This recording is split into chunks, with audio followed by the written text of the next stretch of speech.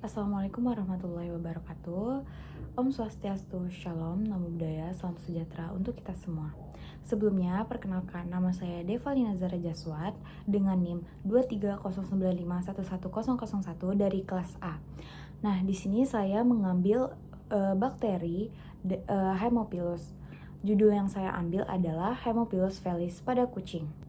Selanjutnya, latar belakang dari Haemophilus felis ini adalah bakteri yang dapat menyebabkan infeksi pada kucing, terutama pada saluran pernapasannya. Meskipun bakteri ini tidak seumum patogen lain seperti Bordetella bronchiectica atau Mycoplasma felis pada kucing, Haemophilus felis ini diketahui dapat berperan dalam gangguan pernapasan, terutama pada kucing yang sudah memiliki sistem kekebalan tubuh yang lemah atau sedang mengalami stres. Haemophilus felis ini dapat ditemukan di lingkungan atau di saluran pernapasan atas kucing. Penularannya biasanya terjadi melalui kontak langsung dengan kucing lain yang terinfeksi atau lingkungan yang terkontaminasi. Baik, selanjutnya kasus yang saya ambil adalah seekor kucing domestik berumur 4 tahun melaporkan di salah satu klinik karena adanya pernapasan paru selama 3 bulan terakhir yang digambarkan oleh pemiliknya sebagai terdengar. Kucing ini mengalami bersin, batuk, dan keluarnya cairan dari hidung. Kucing itu ditempatkan di dalam rumah pemilik bersama kucing sehat lainnya.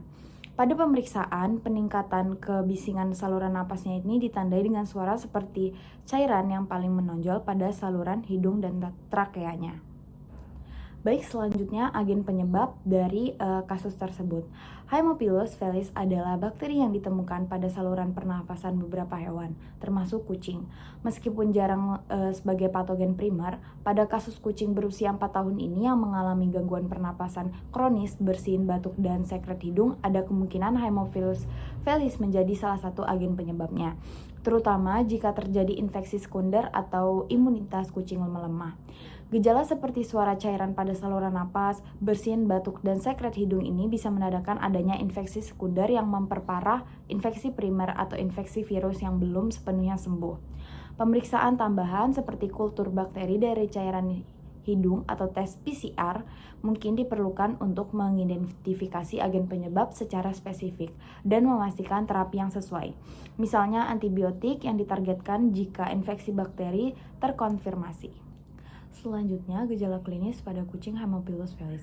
Ini bisa menyebabkan infeksi saluran pernapasan, walaupun jarang menjadi penyebab utama penyakit. Infeksi ini biasanya muncul sebagai infeksi sekunder setelah adanya penyakit pernapasan lain atau penurunan imunitas. Berikut adalah beberapa gejala klinis yang dapat muncul pada infeksi yang melibatkan Haemophilus felis. Yang pertama, bersin dan batuk. Bersin berkepanjangan dan batuk sering muncul akibat iritasi pada saluran pernapasan bagian atas. Yang kedua, sekret hidung. Cairan hidung bisa berupa lendir bening atau jika ada infeksi bakteri, bisa menjadi kental dan berwarna kuning atau hijau. Ini merupakan tanda adanya inflamasi atau infeksi di saluran napas atas. Yang ketiga, peningkatan kebisingan pernapasan. Seperti yang dicatat pada kasus ini, suara yang terdengar seperti adanya cairan, mungkin karena adanya sekret berlebih atau inflamasi, dapat terdengar pada saluran hidung dan trakea. Selanjutnya, kesulitan bernapas atau dyspnea.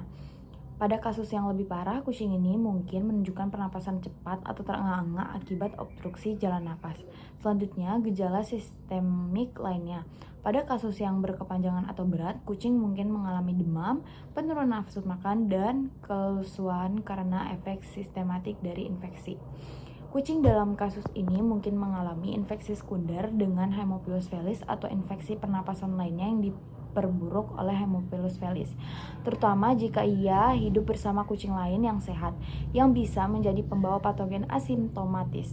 Untuk diagnosis, pemeriksaan kultur bakteri atau tes PCR pada cairan hidung atau faring diperlukan untuk mengkonfirmasi keberadaan Haemophilus felis dan menentukan pengobatan yang tepat seperti antibiotik.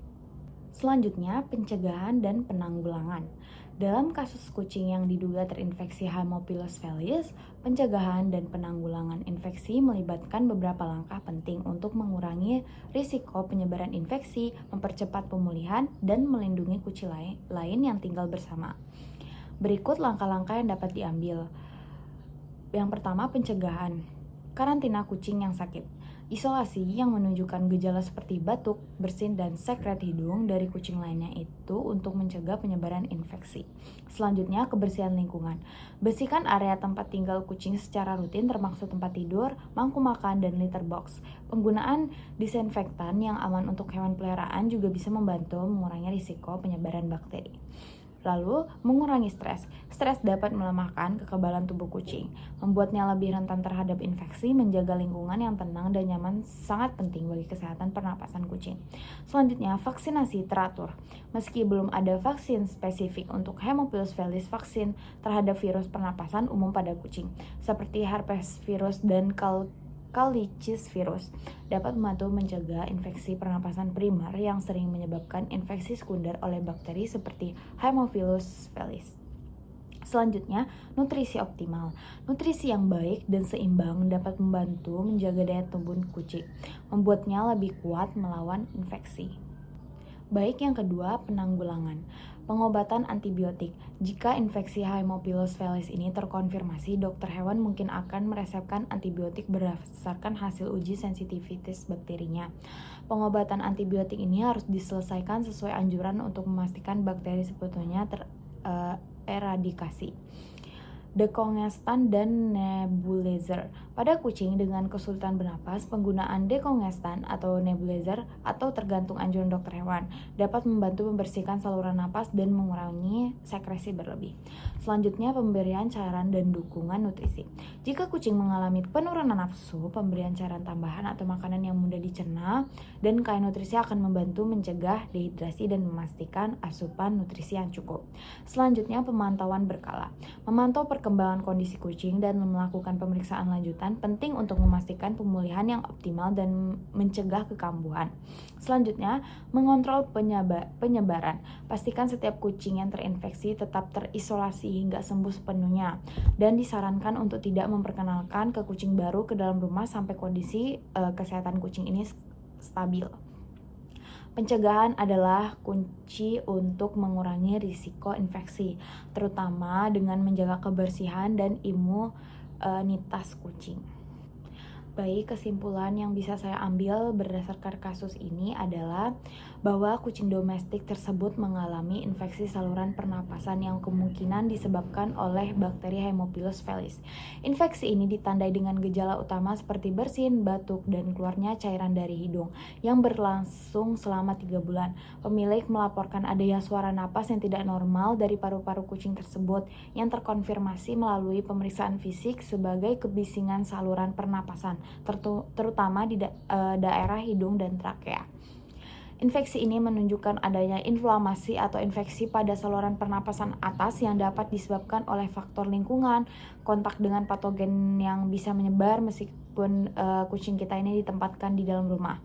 Gejala kronis seperti ini memerlukan penanganan antibiotik khusus untuk menargetkan Haemophilus felis dan terapi tambahan untuk mengurangi peradangan di saluran pernapasan.